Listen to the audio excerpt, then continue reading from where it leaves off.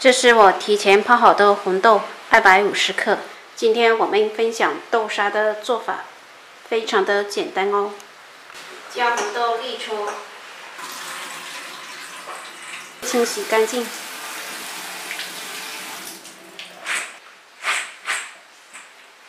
洗好的红豆倒入电饭锅中，加入比平时煮饭多一点的清水，盖上盖子。按豆类键或煮粥键都可以。煮好的红豆倒入碗中晾凉。如果煮出来的红豆汤太多的话，可以倒出来当糖水喝。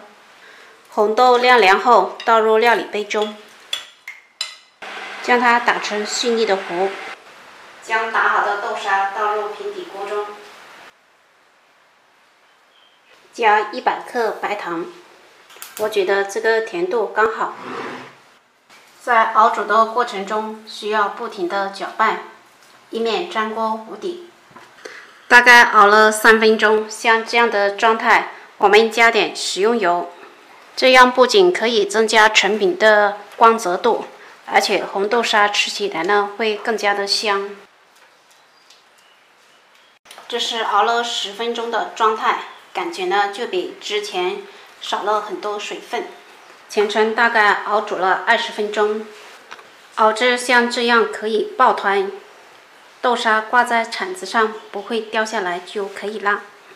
我们的红豆沙就做好了，口感软绵香甜，非常的细腻，用来做糕点的馅料，或者是就这样吃都非常的不错。喜欢的朋友可以在家试一下。